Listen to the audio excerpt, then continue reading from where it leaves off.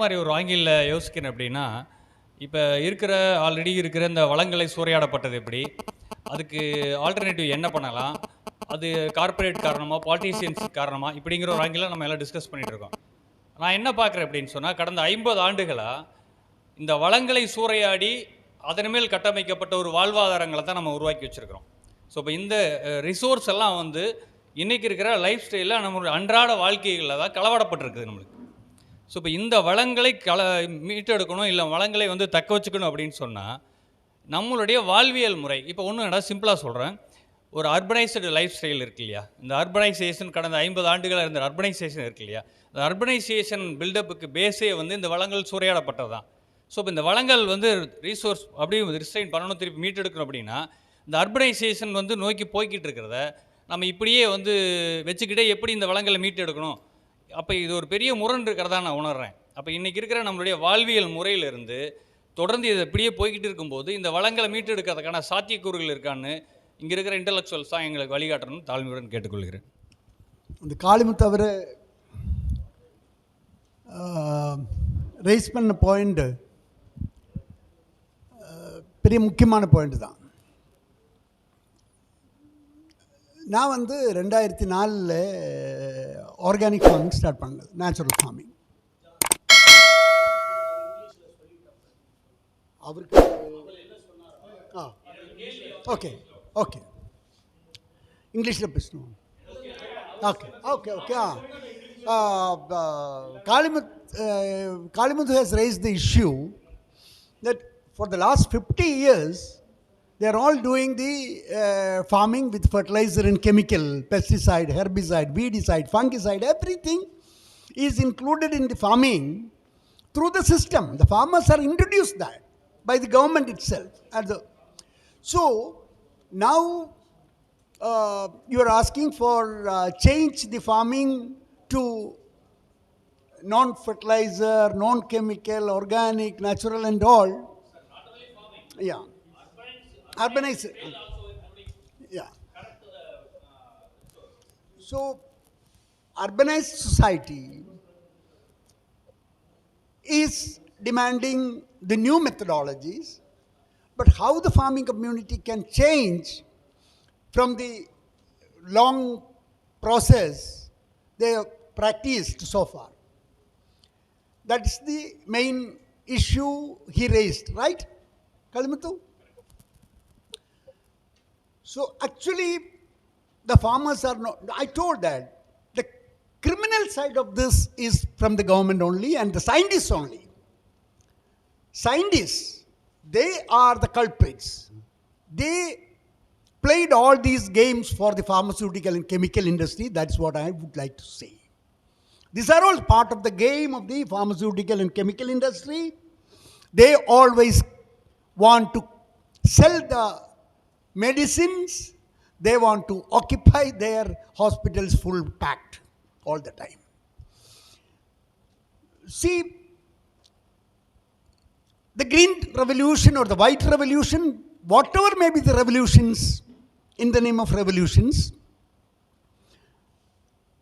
the ethical methodology is totally erased. Ethical methodology in farming was erased, and you are focusing on the more production. You are least bothered about the water, you are least bothered about the air, you are least bothered about the Mother Earth, and you are least bothered about our own health. So this was happened, but I am telling you, Fair Trade Alliance Kerala, FTAK, is a platform. The farmers joining in the platform are taking the registration and the certification, international certification also, and about 7,800 farmers are there in the network. We are procuring the coconut, we are procuring the cashew nut, we are procuring lychee, this cardamom, pepper, coffee and all. Luckily we got a buyer tie-up in Europe, that is Fair Trade Network in Europe. So this Fair Trade Network in Europe is having the tie-up with the Fair Trade Alliance Kerala, so we can protect our farmers. Because we can we can procure the products, we can process it, and we can export that. So this methodology can be extended, not only the international market, the domestic market also. We have ample space, because if you are not changing your approach from, you should have an approach against the pharmaceutical chemical industry. Who is the culprit? We have to find it out. Pharmaceutical chemical industry and all the governments are taking rules and regulations, law, everything for the pharmaceutical and chemical industry. Every day they want to increase medical colleges, they want to increase all these bullshits. These are all bullshits. I'm a 69-year-old man, not even one pills I don't have. My father and mother is alive. Thank God and thank water, thank air and good food. So in the name of development, in the name of this new science and technology methodologies, we should alert our people that these are all for the companies. Wherever, we don't know that companies, and we don't know what the diagnostic industry, you think about the vicious circle in that segment. So my suggestion is proper education among the people is needed. Giri told that all the hotel waste, all the waste in Kerala is dumping to the water resources and all. We have a very good law. We can punish, prosecute the local body authorities. All the panchayat presidents, all the municipal chairmen, all will be punished. But unfortunately, we are not taking up that matter. If we are taking up the matter, polluting water, is it right, sir? Polluting water is a criminal offense, and they can be put in the jail. But unfortunately, we are not taking up. That is why I am telling, a people's movement is a must. Then only we can protect, we can educate the people first of all. Thank you, sir. ஐக்கிய விவசாய சங்கத்தில் இருக்கக்கூடிய நண்பர் யாரும் வந்து செய்திகளை சொல்ல. ஐக்கிய விவசாயிகள் சங்கம். அனைவருக்கும் வணக்கம். தமிழக விவசாயிகள் தன்னுடைய நீர் தேவைக்காக அண்டை மாநிலங்களான கர்நாடகம், கேரளம், ஆந்திரம் போன்ற மாநிலங்களையே நம்பியிருக்க வேண்டிய சூழ்நிலையில் உள்ளது. இந்த நிலையில் வருகின்ற நீரிலும் சென்ற 2 நாட்களுக்கு முன்னால் இந்து தமிழில் ஒரு கட்டுரை வந்தது. அது காவிரி உற்பத்தியாகின்ற குடகிலேயே அங்கே இருக்கின்ற காப்பி தோட்டங்களில் படுகின்ற ரசாயன உரங்களிலிருந்து, பூச்சி மருந்துகளிலிருந்து தொடங்கி மைசூரு மற்றும் பெங்களூரு நகரங்களினுடைய ஆலைகளினுடைய கழிவாக தமிழகத்திற்கு வடிகாலாக, அதோட ஆலைகளின் சாக்கடை வடிகாலாக தமிழகம் பயன்படுத்தி வருகிறது. தமிழக விவசாயிகளுடைய நிலங்கள் தொடர்ந்து பாதிக்கப்பட்டு வருகிறது. குறிப்பாக 300 மடங்கு அளவிற்கு சாதாரணமாக ஒரு எவ்வளோ அசுத்தங்கள் கழிவு இருக்க வேண்டுமோ அதை காட்டிலும் 300 மடங்கு அதிகமாக இருக்கிறது என்று சொல்லப்பட்டிருக்கிறது. ஆக தமிழகம் அண்டை மாநிலங்களிலே தொடர்ந்து பாதிக்கின்றது. இங்கே பெரியாறு, முல்லை பெரியாறில் நம்முடைய கேரள தோழர்கள் எங்களுக்கு கருணை கூற வேண்டும். ஏனென்று சொன்னால் உச்சநீதிமன்றமே 152 அடி தேக்கிக் கொள்ளலாம் என்று சொன்னாலும் கூட அணை பாதுகாப்பு இல்லை என்ற ஒரு காரணத்தை கூறி 142 அடிக்கு மேலே இதுவரையில் நீங்கள் தேக்கி வைக்கவில்லை. 136 அடி வந்தாவே எங்களுக்கு பாதிப்பு ஏற்படுகின்ற அளவிற்கு இருக்கின்றது. உங்களை நாங்கள் கேட்டுக்கொள்வதெல்லாம், நாமெல்லாம் சகோதரர்கள். தமிழகத்திலே மட்டும் ஒரு 80 லட்சம் மலையாள சகோதரர்கள் பணி நிமித்தமாக, தொழில் நிமித்தமாக குறிப்பாக சென்னை மற்றும் கோவையிலேயே தங்கியிருக்கின்ற காரணத்தினாலே நீங்கள் எங்களுக்கு ஒரு தயை கூர்ந்து முல்லை பெரியார் அணையில் 155 அடி தண்ணீர் தேங்குவதற்கு நீங்கள் ஒத்துழைப்பு நல்க வேண்டும் என்ற இந்த ஐக்கிய சங்கத்தின் சார்பாக கேட்டுக்கொள்கின்றேன். இது மட்டுமல்லாமல் இங்கே மட்டுமல்ல, ஒவ்வொரு மாநிலம் அதே மாதிரி ஆந்திராவில் பாலாத்திலிருந்து அங்கே இருக்கின்ற வர்ற தண்ணி பூரா நுரையாக வருது. எந்த விவசாயமும் கிருஷ்ணகிரி அணை, சாத்தனூர் அணை போன்ற பகுதியில் இருக்கின்ற தண்ணீரும் மாசு அடைந்திருக்கின்றது. இந்த மாசுகளை நீக்குகின்ற அளவிற்கும் இந்த நீரை மற்ற தோழர்கள், அண்டை மாநில தோழர்களெல்லாம் தமிழக மக்களுக்கு உதவிட வேண்டும் என்று ஐக்கிய விவசாய சங்கத்தின் சார்பாக கேட்டு விடைபெறுகிறேன். நன்றி, வணக்கம். Now it's time for us to extend our invitation to Madam Nimmu Vasant for vote of thanks. Okay. It's our gentleman from IKEA Sangam in Tamil. He highlighted the water pollution that is taking place across the rivers flowing from Kaveri and also Polar. So that should be protected. That's what he has highlighted.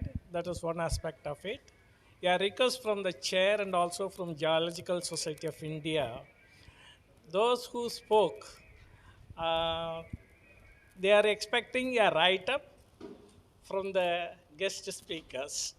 So whenever it is possible, before leaving the campus, on behalf of Geological Society of India, we request them to give a write-up so that it can be published in the journal. So now I call upon Madam Nimmu Vasant to extend the vote of thanks. Thank you, sir. I am Dr. Nimmu Vasant from Tamil Nadu. Few members were asking where I am from. And first of all, the first and foremost thanks to Gurusamy sir, because without him, this kind of an associated meeting would not have been possible. Sir was many times a little frustrated, naturally, because of hard work and the aging factor, everything. Because very tired of organizing, because organizing the speakers, organizing the venue, then organizing food right from water, the accommodation, the convenient accommodation. He was feeling very bad about asking Rohini madam to bring blanket. And of course, madam also has expressed her situation. So right from every minute detail, I am been witnessing for so many meetings. So sir has been really fed up and tired. But this is a very encouraging response for sir to continue doing it so that we all people stand united. So let us give him a big applause for all his work. So thanks for Gurusamy sir. Then another thanks, big thanks, not because I am from Tamil Nadu, I am specifically thanking the people chosen from Tamil Nadu. It's not partial like that. It so happened. Maybe nature's work or wonder. Thanks to Natarajan sir, Professor Natarajan sir, and as he rightly said, 73rd Amendment Act, and we are all working, and we are working for a grassroots level movement and to convert it into people's movement. இப்போ ஐக்கிய விவசாயிகள் சங்க தலைவர்கள் பேசினாங்க, Sankaraiah sir பேசினார், Govindan sir இருக்கிறாரு, எல்லாருக்கும் ரொம்ப நன்றி நீங்கள் இங்கே வந்ததுக்கு. ஏன்னா வித்தவுட் தேர் ப்ரெசன்ஸ், ஐ மீன் ஏன்னா மேற்கு மண்டல விவசாயிகள் வந்து அவ்வளோ active participation. So they have participated nicely in all the meetings, and because of them, and we are moving forward inch by inch, and the success, I think we are closer to success. And why Professor Natarajan sir, as Gurusamy sir said, 2 years he is not stepping out of his house, not because of himself, because of his family members, because we are feeling as movement members, we feel handicapped. Why sir is not able to travel out? The first time I think Gurusamy sir has been successful enough to make him come out of his house to participate in this meeting. So, and that too, sharing this particular important gathering, August gathering. And hats off to him, and thank you, sir, so much. And this is a step forward, and we will not disturb him often, but important meetings, I mean, naturally, like Rohini madam said, time is running out. I mean, every day counts and every hour counts, and it is really, it is a loss of time for us. So at this juncture, sir is present. Then coming to Rajendran sir, and he is an important member and is a treasurer of Geological Society of India. But for your amendment, people like, common people like us would not have been in Geological Society, sir. Thank you so much.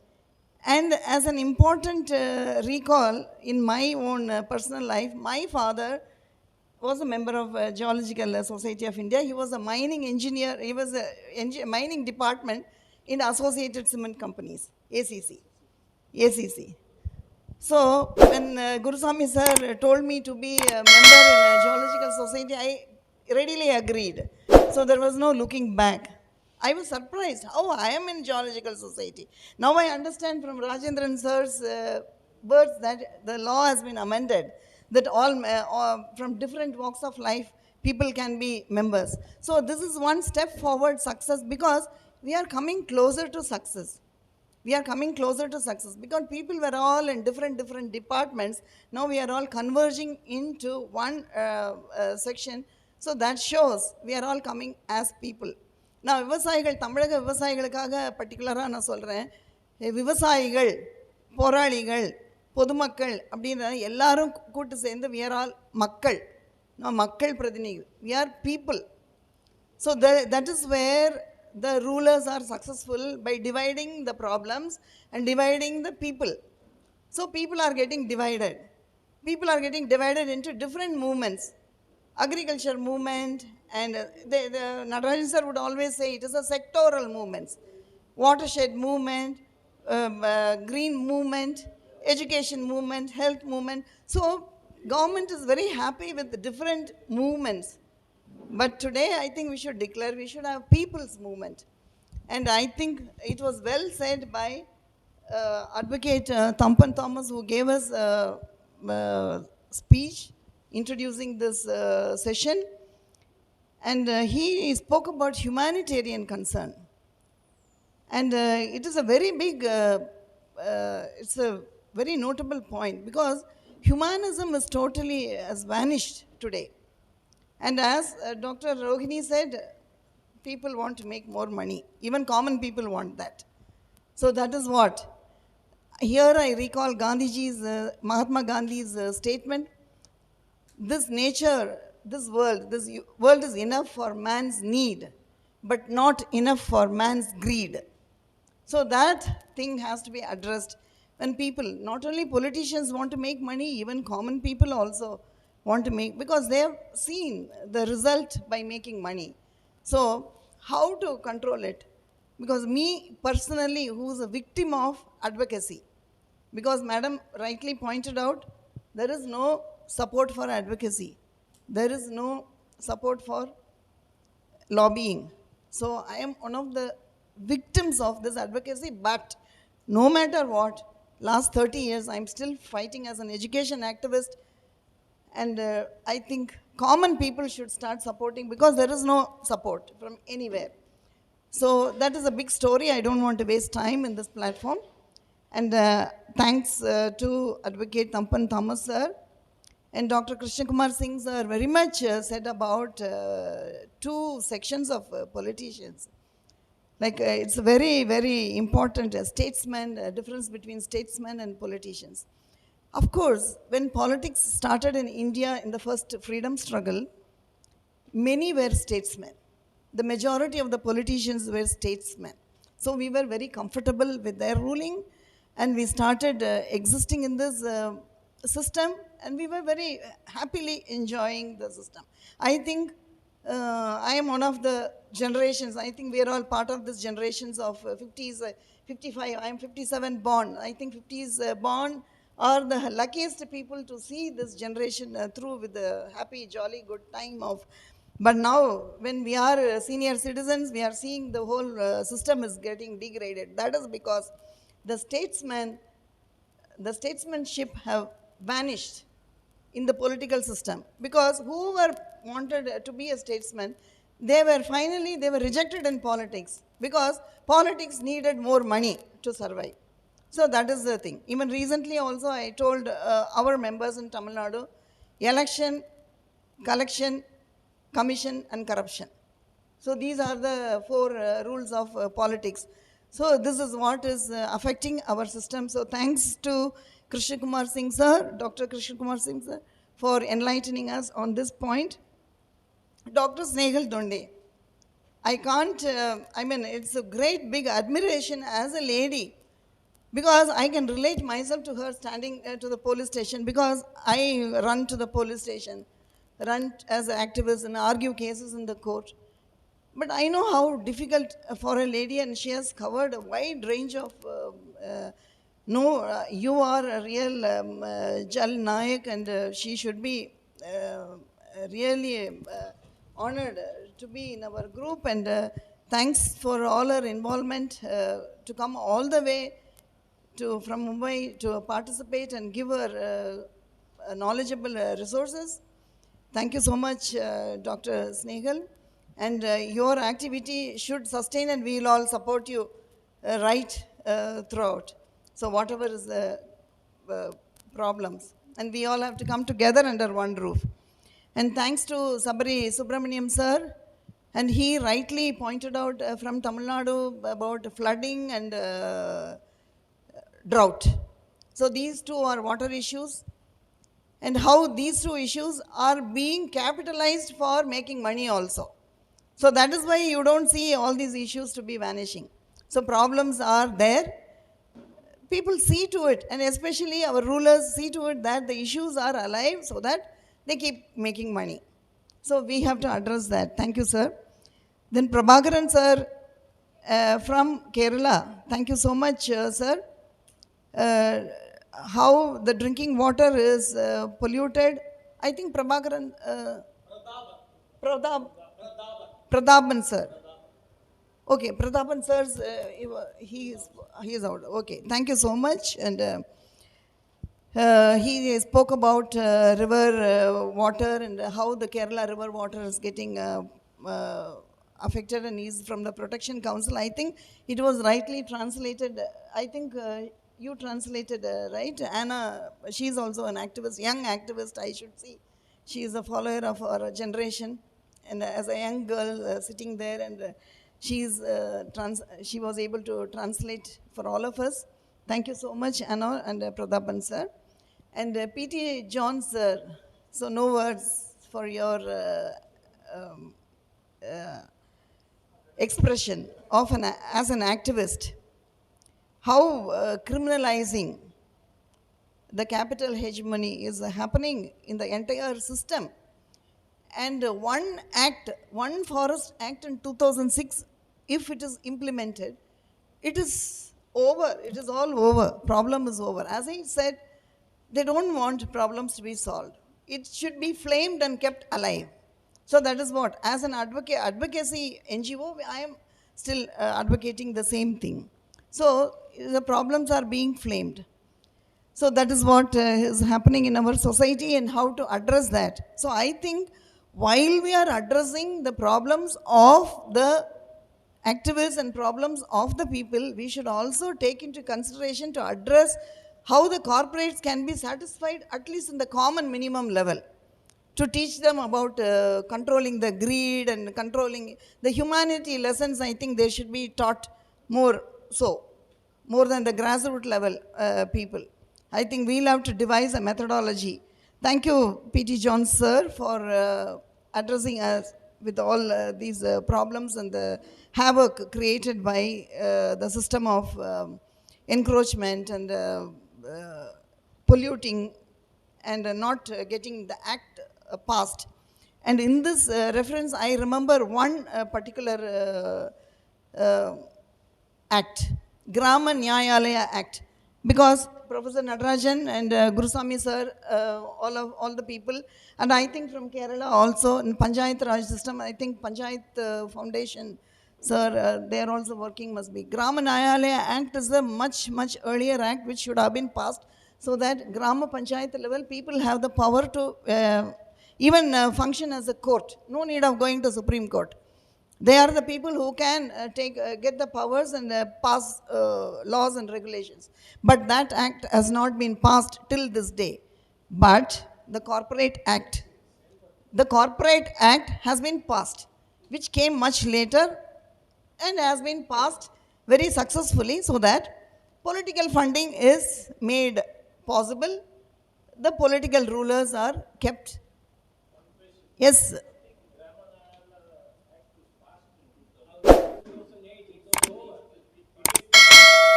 It is in existence, but the problem is it is not, though it is passed, there is some strictures involved in it.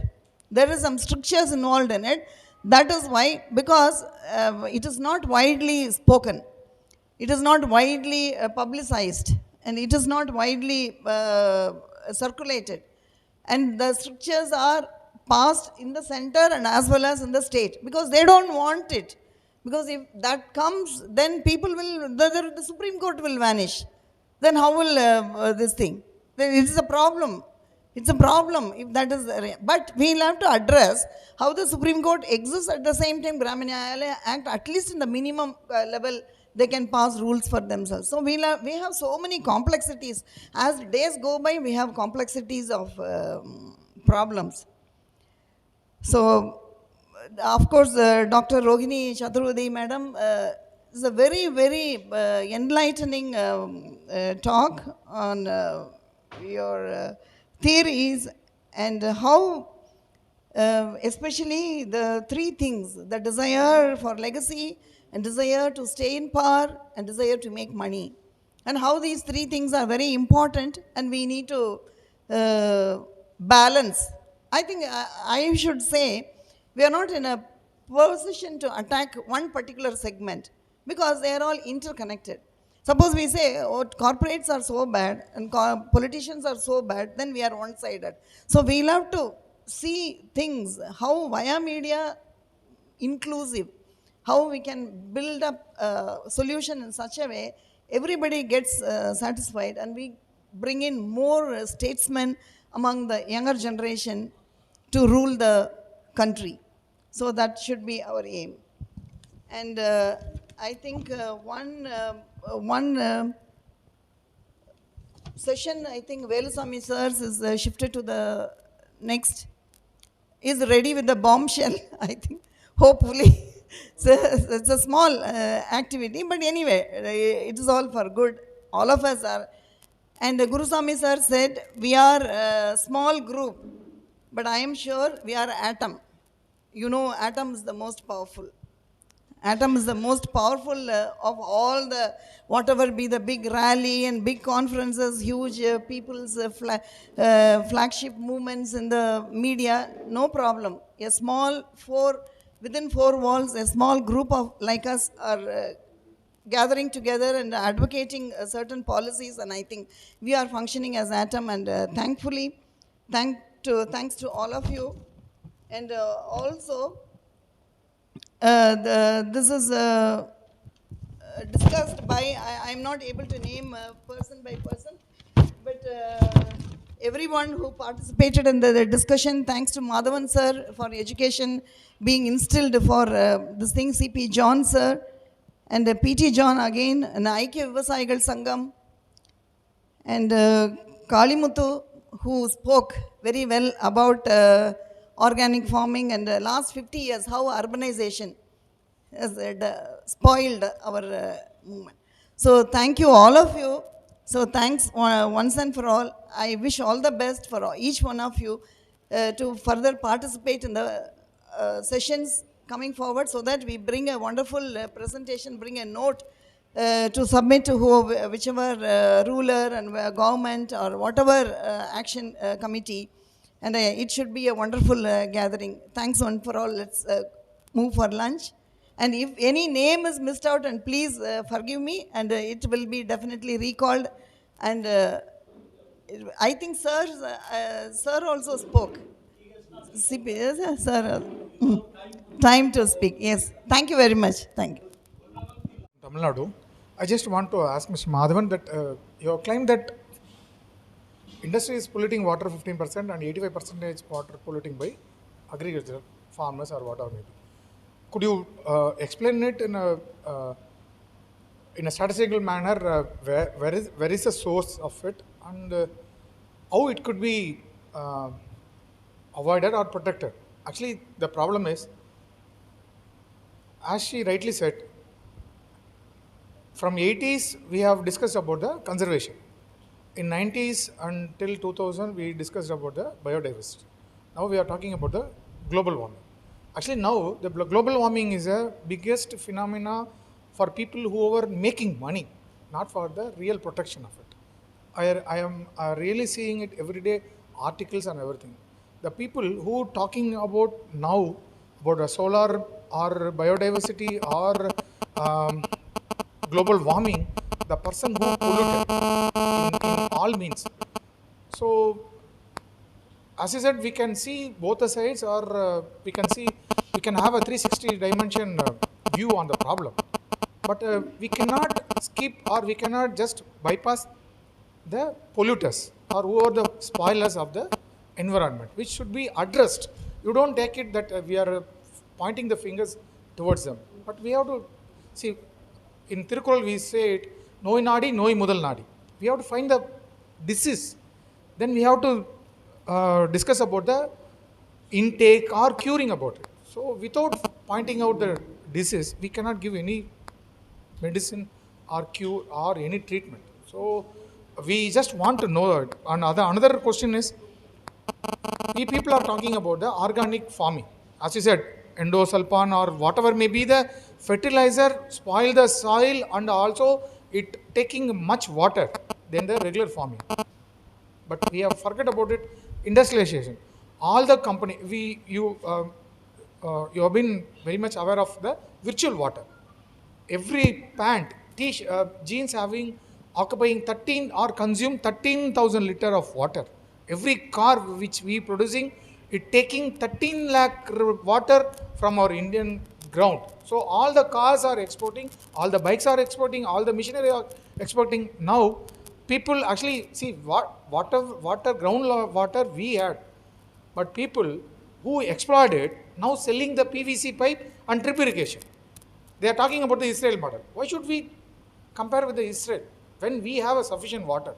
So all the industrialists have consumed or sucked the water, and we are now teaching about us the drip irrigation. So these are the problems we have. And moreover, my dear friend Gurusamy yesterday had a discussion while we traveling towards this place. See the Sri Lankan model. They have failed. Now they are hyping with the prices are insufficient to serve the food. Actually, it is not so. For a preparation, see, when we get married or when we taking the child to school, at least it need stage by stage or grade by grade.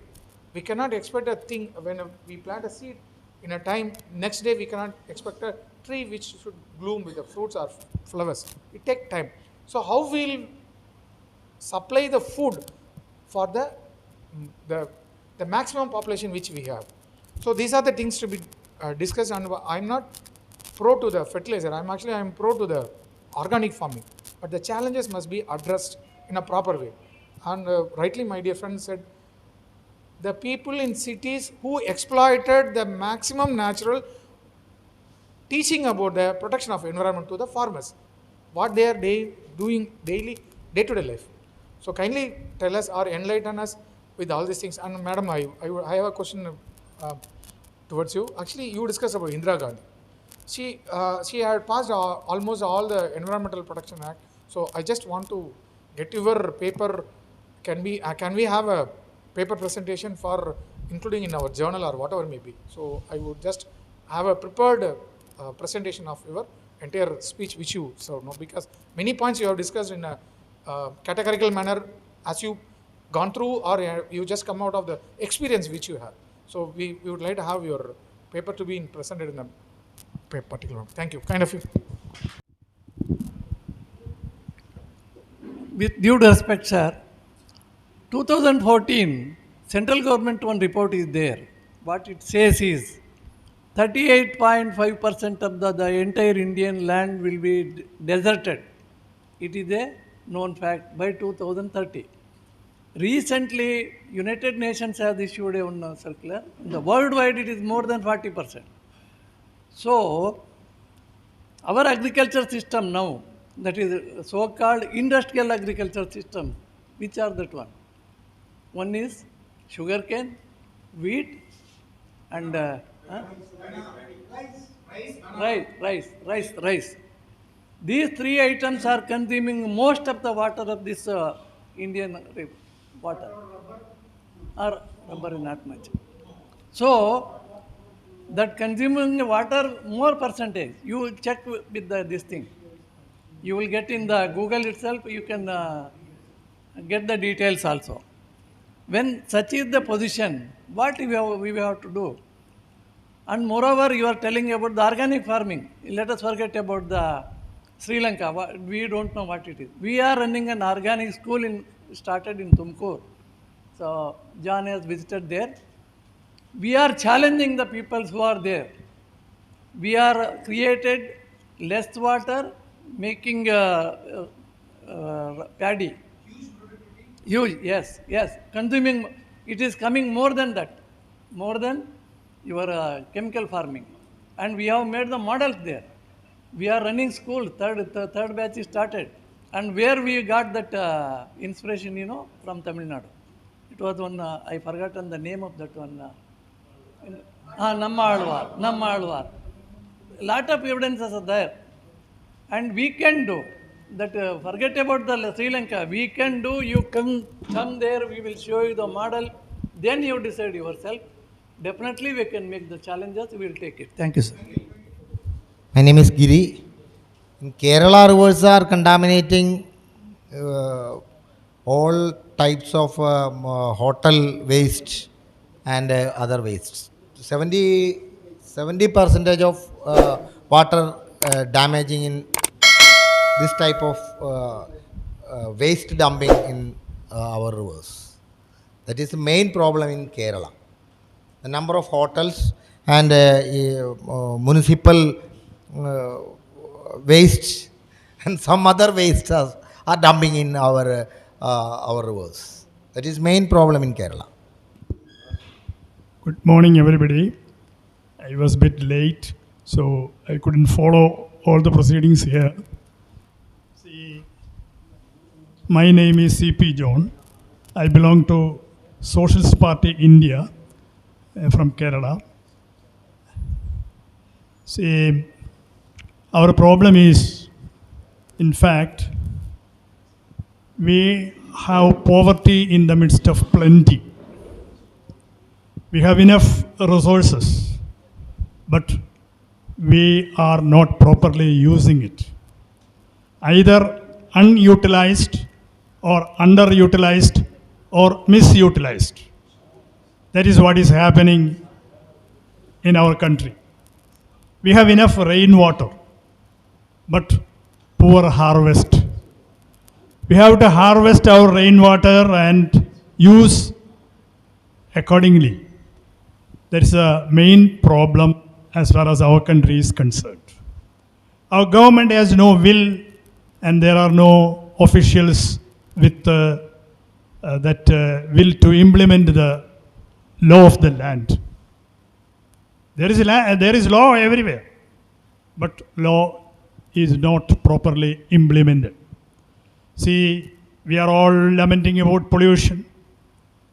There are enough laws in our law books, but unfortunately, that is not being implemented properly. See, preservation of our natural resources.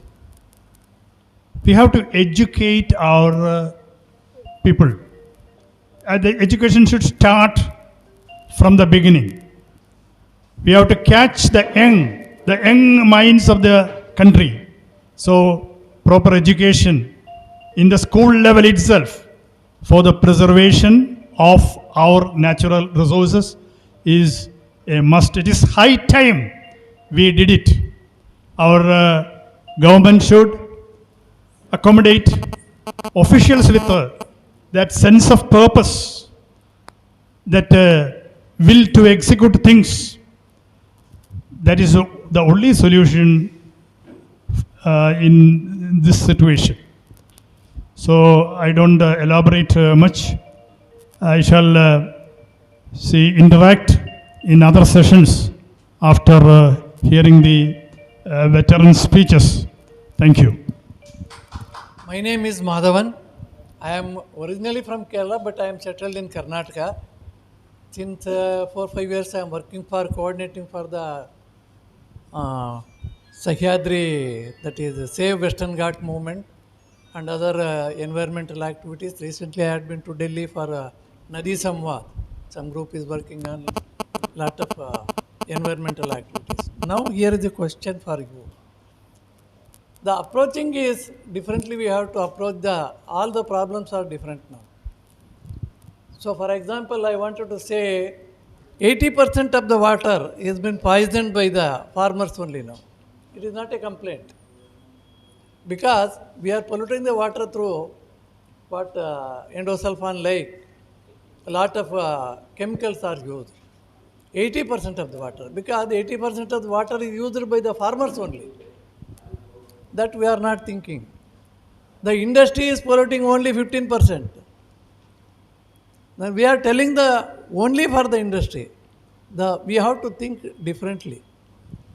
The one more thing I would like to say, in say Western Ghat movement, we are to create awareness in the Western Ghat area, that is in Shivamogga Sagar area. That was the center of the place. We were having 2 buses of people and some students were there, bikes were there. Then what happened, those people who are at that village area and some tribal people, they were asking a question. Okay, your people are coming from the city. You have enjoyed all the benefits. Now you are telling us, don't do this and do that. How it is fair? This question we have to answer. We have already destroyed the city and everything. That is right. But we are telling them, don't do that. And one more thing, in Bangalore, we have taken water to drinking purpose from Kaveri. We brought other river, Hemavati, from Hassan. Now we are thinking to take 800 kilometers of that Sharavati river to Bangalore, that one city. And we are blaming the other peoples and village peoples. You are just spoiling the water. How to address this? And Geological Society of India is ready. Our group is there. We are asking the government. We are ready to provide water in Bangalore itself, because the rain is too much there. But the government is not accepting. We are unable to convince those people. It may be our fault. I do agree with that. We are trying to that.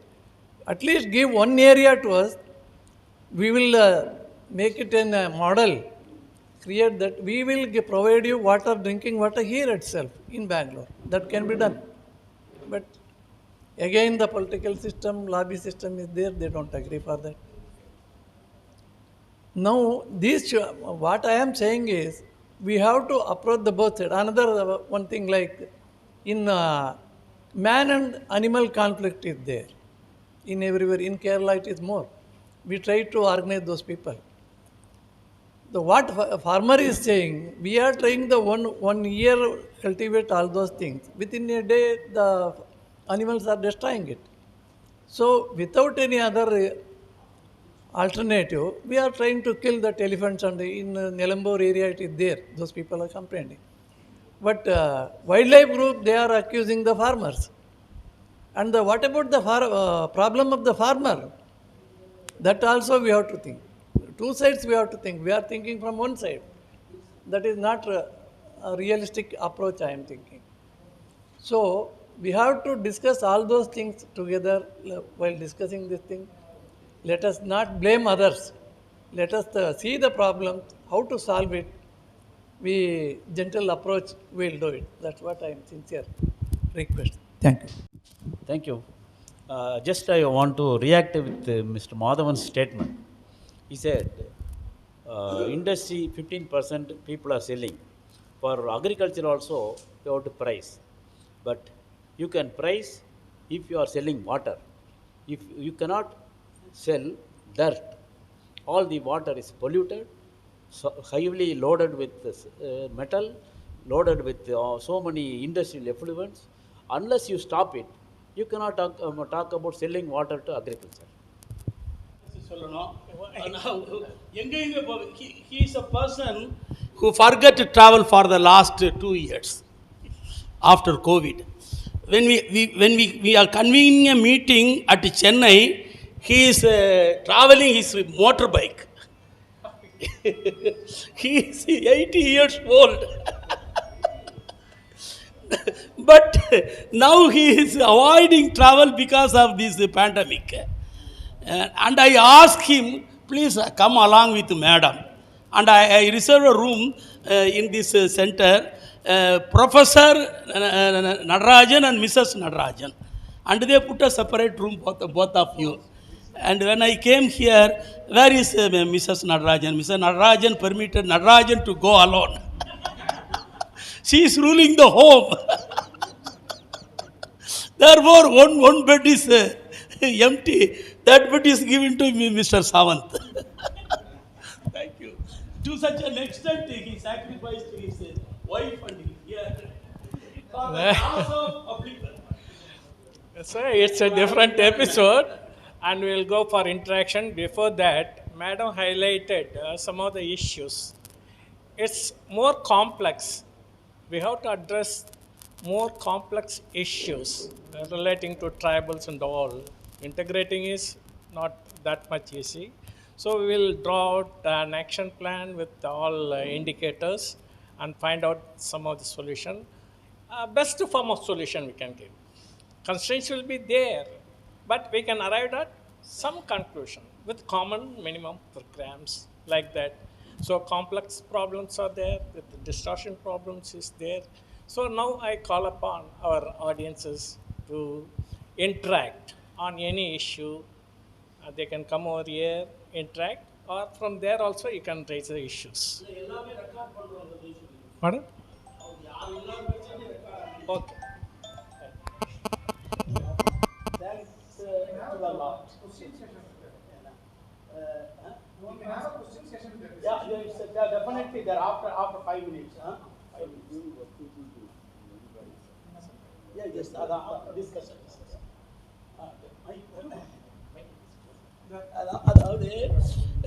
She all are travel from different states. We are not paying their travel.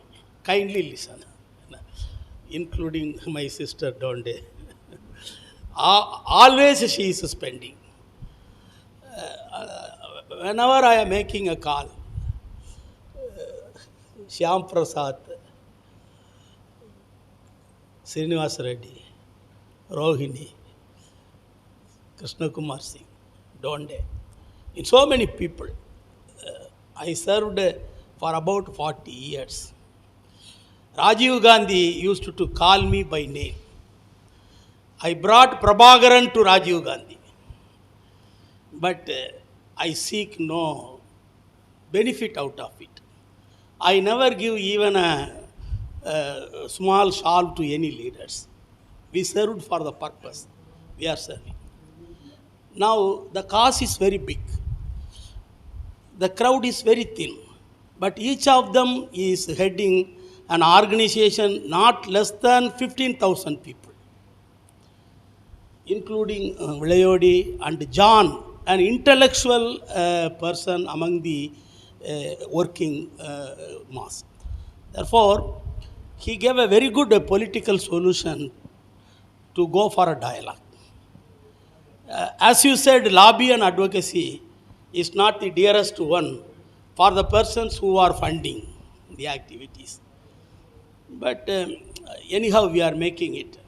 We have to thank this Geological Society of India to take this move beyond their imagination and their subject. Now, the Shyadri, which is the Western Ghats, is the home for 60% of the water resources of the peninsular India, 67%.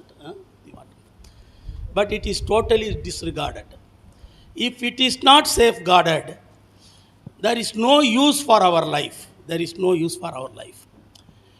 It has to be taken as a sincere effort with defined follow-up by social leaders who are forming a civil society group apart from the authorities who are going to rule this country. Therefore, a civil society has to be formed for the purpose of this. It is the aim. And as Dr. Krishna Kumar Singh said, lobby, advocacy, and reading about the reports, these twin reports, for which Samant is coming. He purchased his own ticket and he are here. I don't know how I am going to reimburse it. Till now, I have only white dhoti and white dress. But lots of friends with us. I never know this owner of these premises, Ravi Thomas, a multi-millionaire. He made money, he made so many fortunes. He leave it for the purpose of the society. Whoever you come, you stay here, enjoy. But come forward with practical solutions. I am ready to work with you in such a way. And his brother, Ravi, Mr. Tamban Thomas, a long time friend of me. We were the followers of Kamaraj in Tamil Nadu. He was the follower of Jawaharlal Nehru, and he was the socialist leader, and he one time MP elected, and he is a pioneer person. Now he is not in power, but he is ruling the power circle, a great intellectual and a blood. He said that, Guruswami, this is a good cause. Tamil Nadu, Kerala and Karnataka should work together to protect Western Ghats, for which we have to found an organization. Therefore, you are all my friends and also the resource persons for a very good cause here, and the program will be worked out. We leave for 30 minutes for some discussion. 1:30 we have going for lunch. Then 2:30 or 3 o'clock we can reassemble. தமிழ்நாட்டிலிருந்து வந்திருக்கிறவங்களுக்கு இவங்க அந்த அம்மா பேசின பொழுது என்ன சொன்னாங்கன்னு சொன்னால், இயற்றப்படுகின்ற சட்டங்கள் செயல்முறைக்கு வந்துச்சுனாலே போதும், அது இல்லை. 1 2 3 காரியங்களுக்காக வேண்டி லட்சியங்கள் போகுது. ஒன்று அதிகாரத்தை தக்க வச்சுக்கிடணும், இன்னொன்று நம்முடைய முகத்தை பாதுகாத்துக்கிடணும், 3வது பணம் சேர்க்கணும் அப்படிங்கிற மாதிரி போய்கிட்டு இருக்கு. இதில் இருந்து நாம் என்ன பண்ண போகிறோம் அப்படிங்கிறது ரொம்ப முக்கியம். இந்த சிபாரிசு செய்வது, பேரம் பேசுவது, இந்த மாதிரி விஷயங்களை செய்வது என்பது அரசாங்கத்திற்கு எதிரான ஒரு வேலையாக கருதுகிறார்கள். பேரம் பேசாமலும் சிபாரிசு செய்யாமலும் ஒரு விஷயத்தை எடுத்து இயம்பாமலும் எப்படி மாற்றத்தை இந்த நாட்டில் கொண்டு வர முடியும்? How you can brought out change without a lobby and advocacy? It is her question. And she is working for a long time, but she is here. He gave a very intellectual and a purposeful deliverance. And you see, she is working for water rights, and if she thought, she need not be here. Now she is also a member of the accreditation committee of the University Grants Commission, and I asked her to bring a blanket and a towel. She gave me I am living in a 5-star hotel today. You are asking to bring me a towel and a blanket. I have to take it from this hotel. I don't have in my hand. And I said, my dear sister, I will purchase for you one. Purchasing a blanket towel will not go to cost. But traveling is costing lots, you know. ஒரு வர்ற பொழுது ஒரு போர்வையும் ஒரு துண்டும் நீங்கள் கொண்டுட்டு வாங்க அப்படின்னு நான் போட்டிருந்தேன், உங்களுக்கெல்லாம் போட்டிருந்தேன். அவங்க எழுதுனாங்க, நான் மத்திய அரசாங்கம் எனக்கு பணம் கொடுக்குது, நான் 5 நட்சத்திர ஹோட்டலில் நான் தங்கியிருக்கேன், என்னை துண்டும் போர்வையும் கொண்டுட்டு வந்து நீ சொல்கிறிய, நான் இங்கேருந்து திருடிட்டு தாயா வரணும், என்கிட்ட இல்லை அப்படின்னு சொல்லி அப்போ நான் சொன்னேன், நான் ஒன்று வாங்கி வச்சுருக்கேன் தைரியமாக வாம்மா அப்படின்னு சொல்லி. அந்த அளவுக்கு ஒரு நட்போடு நம்ம போகிறோம். இவங்கள்லாம் வந்து நமக்கு வந்து முக்கியமான ஆட்கள். நீங்கள் வந்து இவங்களெல்லாம் நீங்கள் போய் தேடி பிடிலாம் கண்டுபிடிக்க முடியாது, கூப்பிட்டு வரக்கூடிய ஆட்கள் கிடையாது. You can bring the president here but not this intellectuals. It's not possible. Out of your hard work and a long time association, we are able to gain the access of all these resource persons. Therefore, I request all of you, I can't speak in Malayalam, you can tell few words within 5 minutes, and we can leave for 25 minutes for a discussion and then go for lunch. Okay. நீங்கள் ஏதாவது கேரளத்தை இல்லை வந்து அவங்களுக்கு எல்லாருக்கும் English தெரியும்னு நினைக்கிறேன், இருந்தாலும் 2 வார்த்தை சொல்லிடுங்க. ஜான் நீங்கள் சொல்லிடுறீங்களா? சொல்லியாச்சு. John already delivered, it is there. Now it is time for interaction. Okay. So we will go for lobbying. We will form a society. He has given a triangular model. We will also take it into consideration, that model. Along with that, as I said earlier, it should be a permanent body. We should be going on lobbying because the governments may come and go. The action plan will be there. And it is the duty of the second level of leadership to take the issue, see to it that our posterity is safeguarded. And I must thank Mr. Rajan sir for having highlighted all these things. Now we have 2 more resource persons with vibrant deliverance. One is reserved for the afternoon session, Mr. Veluchami sir, an engineer. He has a lot of issues and also suggestions to give. So it may take some more time. So we'll allot him in the evening. Now it's the prerogative right of our senior scientist, Dr. Chaturvedi, please. And she is a prolific writer, it seems, and also a researcher. Not only that, a private consultant also on protection of environment and various issues related to the global warming and all. So, ma'am, it's your stage, please. Thank you. Thank you so much. And distinguished guests in the dais, members of the audience. It's very humbling to be standing here before you. I mean, the wealth of experience, knowledge, learning, expertise in this room is unique. And I definitely want to thank Guru Samiji for inviting me to be here, for sharing some thoughts, and for according me this immense privilege of being able to speak to you. You know, over the last couple of days, as Singh Saab mentioned, we were talking about, you know, what could be an appropriate what could be appropriate talking points over here.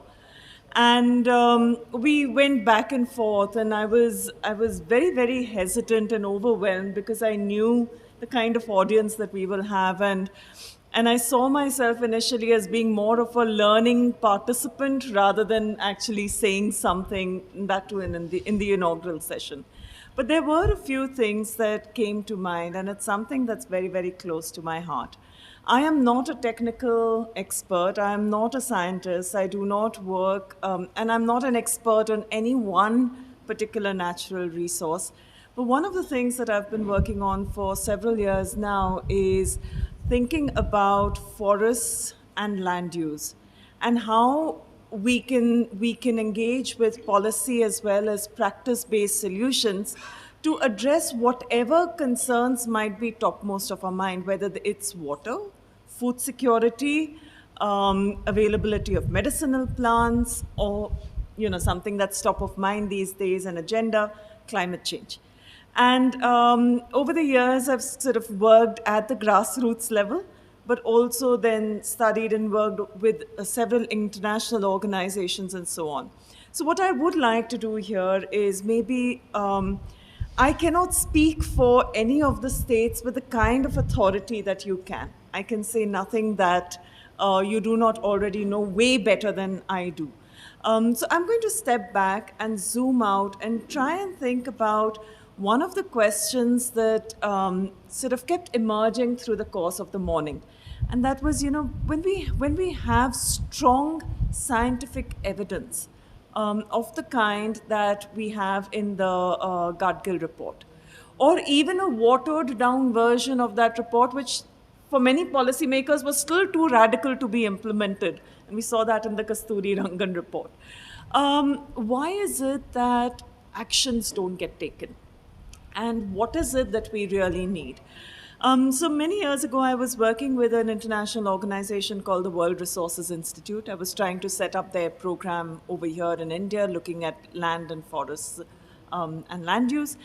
And we then undertook, we were stumped by this question. And this is not just a question that's limited to the reports that we have on our agenda today, but it's something that we're grappling with globally. Across the world, there was so much of sort of scientific evidence on climate change, but yet there was no action being taken. And so a group of us got together and tried to distill what we thought were the principal barriers to action. And although these were taken in the context of forest, land, and food security, I think they sort of transcend that thematic boundary and are relevant across board. And I'd like to share some of them with you. They've come up in the course of the morning as well. So this might seem a little bit like a summary too, but I suppose as a summary, we can then use it for our discussion over the next couple of days. One, of course, is that there are really strong linkages of power and patronage. We talked about corporates, we've talked about corporate interests, we've talked about extractive, exploitative interests, and today across the world they've become instrumental in getting people into power and helping them stay there. Much as we would like to think that we have a vibrant democracy, we do not wield as individual citizens, as voters, the kind of power that organized corporate interests do. And this is something that we just have to assume. Now, I know that a lot of us activists do not assume away these linkages. We actually try and address them head on. But many large projects that get conceived, say by the World Bank or by large NGOs or anyone else, tends to not want to talk about this issue, that there are these linkages of patronage and power. So one of the things that a lot of my, I do independent consulting and I work a lot with donors, and one of the things that donors tell me again and again is, we will not fund advocacy. We will not fund lobbying. And the question is, how can you expect change and policy change to happen if you don't want to put money there? But they don't want to fund these kinds of activities because many of them themselves are funded by corporates, and it then gets them into trouble with governments. And I can say this very, very freely. We are seeing the kind of tensions that are emerging, say, with the new FCRA rules that came in. So there are these linkages of patronage power that are very, very difficult to tackle. And for many projects, many programs, we tend to assume them away. We just wish that they weren't there. Our theories of change are very neat, clean, in diagrams that everyone understands, but do not reflect the complexity of the realities that we face.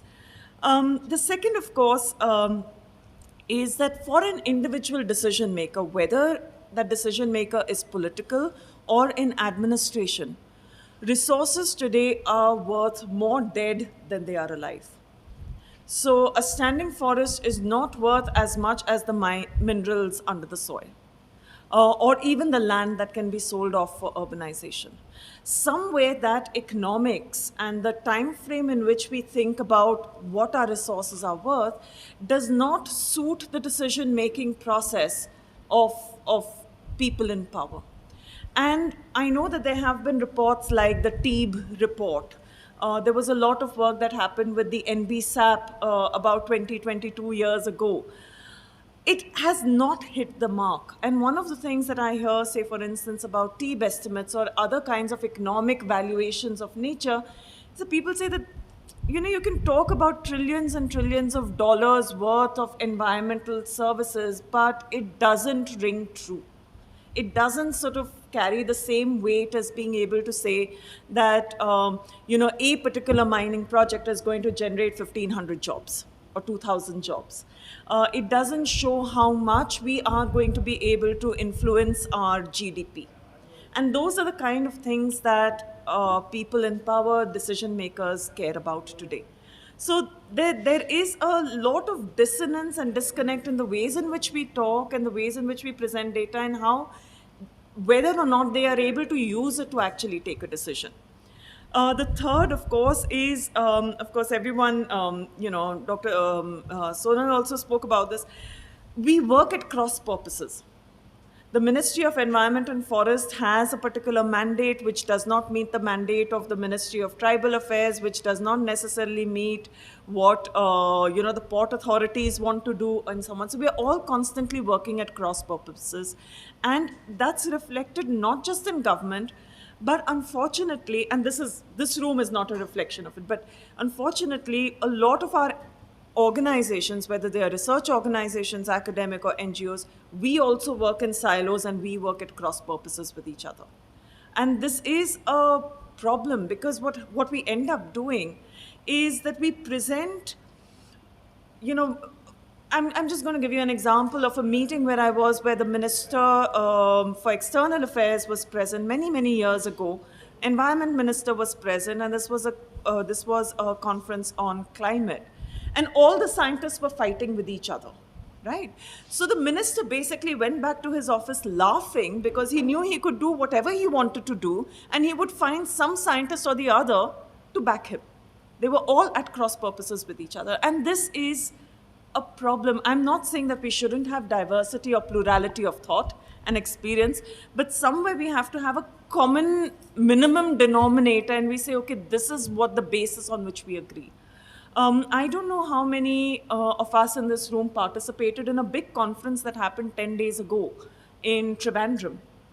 And this was a USAID and Government of India conference looking at forests and land use, and they've got a big project going on in Munnar. When I was looking at the participant list, I didn't see many familiar names. In fact, I couldn't recognize any of the names that might have overlapped.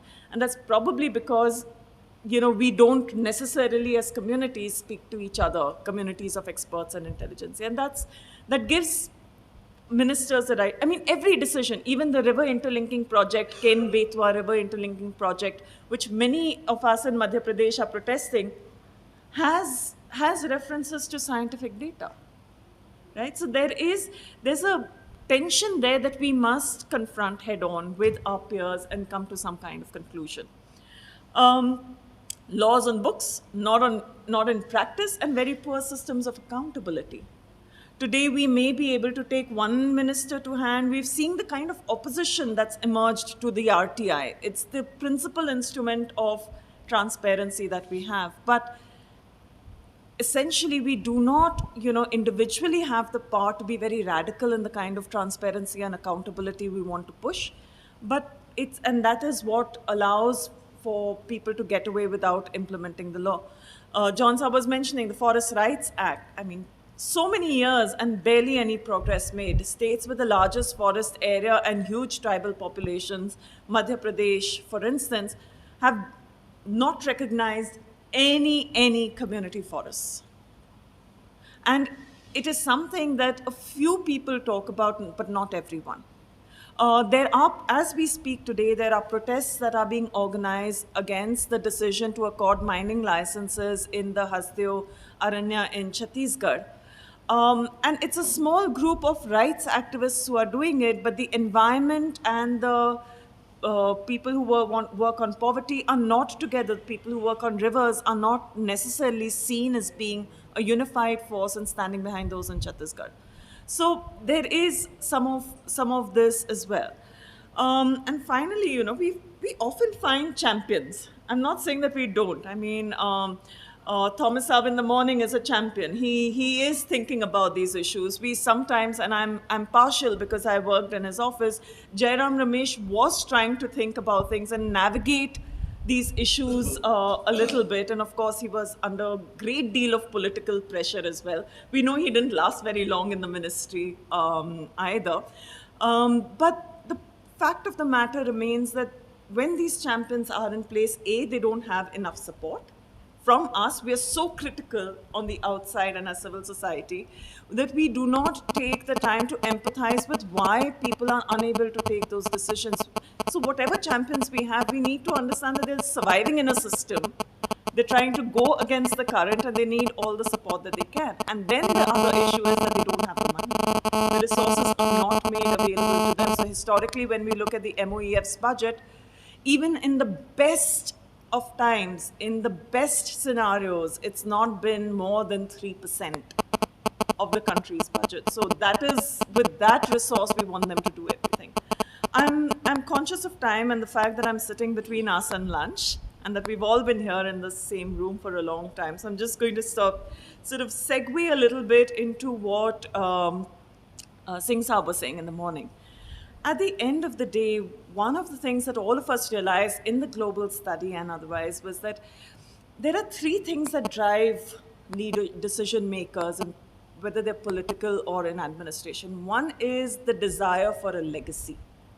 Anyone who talks about environment today, and they may be right or they may be wrong, tend to think Indira Gandhi was the one who stood for environment, right? And there's this legacy around her. She's the one who brought in all the wildlife laws, the forest laws. She was strict. She was a strong woman, etc., etc., etc. And we might not agree with it, but it is part of her legacy, right? So all of politicians, administrators want to leave a legacy, and that is something that is available to us to tap into, right? So the natural farming story from Andhra Pradesh, and the role that Chandrababu Naidu played in that story, exaggerated, it's out there, and the role that he played because he went to the US, he was recognized for that, his interventions in the UN General Assembly, all of that cemented his legacy around natural farming.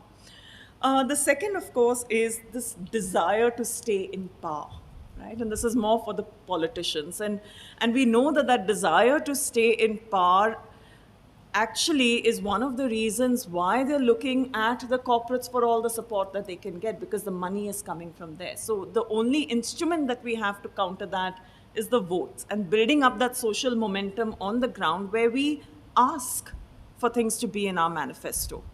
I remember before the 2019 elections, the Congress party had a series of roundtables where they were soliciting comments on their manifesto.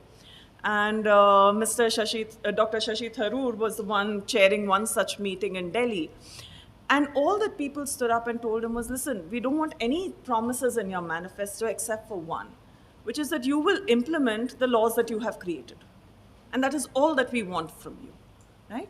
And he was stumped because there was no intellectual debate. There was no listing out of problems. And we felt that we had all the regulations that even if you implement that, that's a great start.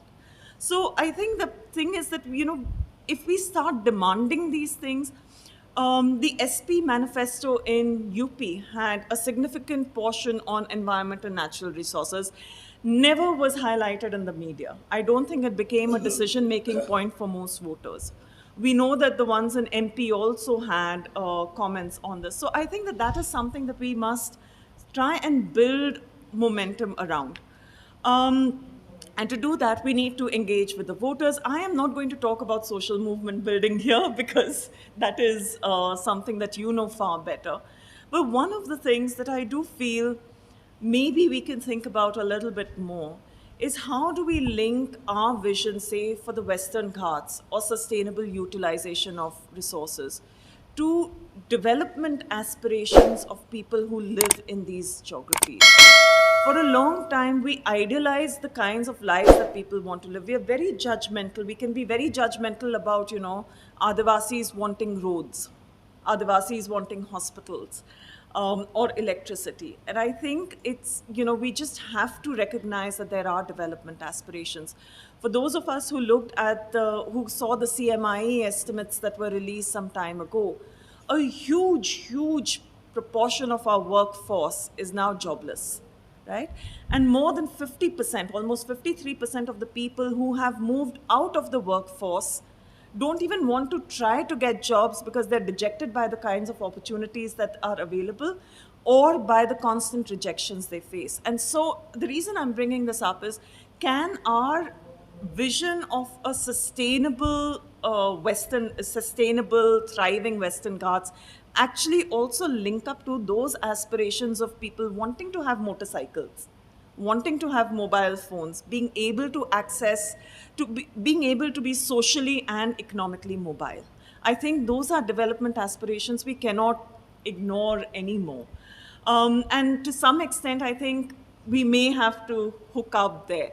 Are there ways in which we allow young people to have mobile phones with freely available software so that they can monitor their natural resources, put it out up there on large platforms like Global Forest Watch, or the similar platforms for water, and bring in this momentum around transparency and so on? How do we link up with them?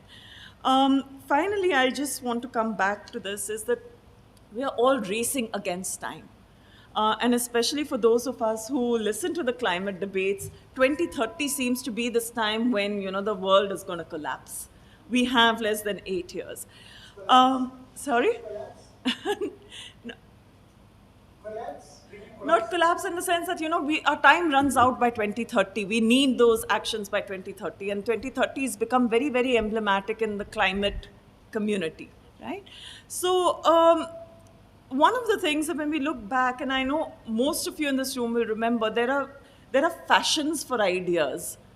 Way back in the 80s, 70s and 80s, it was all about conservation, wildlife, preservation of these parks and so on.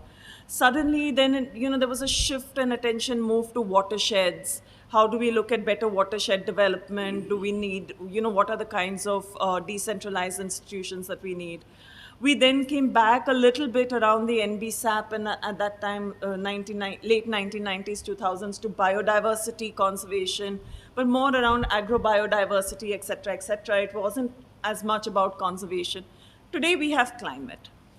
And one of the things that forest officials and others who work on the ground have said to me, and that's what brings me to this point, is that you might globally and at the national level, even at the state level, you might call it whatever, but eventually what we do on the ground is pretty much the same. We want decentralized institutions of governance, whether both Panchayati Raj institutions, but also FRA committees and so on. We want people to benefit, and we realize at the grassroots level the interconnectedness of resources. So some NGOs tell me, we just draft proposals. We change the term. If someone is funding climate, we'll put climate. If someone's funding biodiversity, we'll put biodiversity. Essentially, what we do is pretty much the same because we know that is what is needed on the ground. If that is the case, then maybe as a community, we currently are organized into, thematic groups. Those of us who are water experts, those of us who work on governance, those of us who work on rights, some of us who work on forests. And we kind of are in this, relay where we are running against each other, right? And I would like to propose that we reconceptualize a little bit and say we are running against time. The time for action is now. We were talking a little bit about how long it takes to get action going, and by then the damage is already done, right? So in every sphere, we are running against time. And maybe, traditionally in a relay, what we did was we stuck to our lanes and we kept passing the baton forward so that someone would reach the end of the race. Maybe what we need to do now is also pass on the baton sideways and say, whoever is in an issue that is being heard, given that the actions that we need are pretty much the same, can we join hands and support other people? So can this group support the groups in Chhattisgarh and beyond, looking and protesting the mining projects that are currently happening? I will stop here and just thank you so much for listening to me. I know it's been a very, very long morning, and I meant to say this at the beginning, but I will say this now. Congratulations to the Geological Society of India and its Madurai chapter, if this is for bringing us all together on this platform. I hope the next 2 days of deliberations will be exciting, and we will come to solutions, especially solutions that consider exactly how we change behaviors and deliver the incentives we need to policymakers as well as on the ground. Thank you.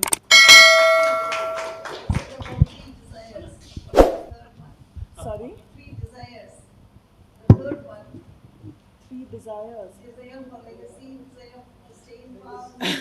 And yes, so the desire for legacy, the desire to absolutely stay in power, and sometimes, of course, it's the desire to make money too.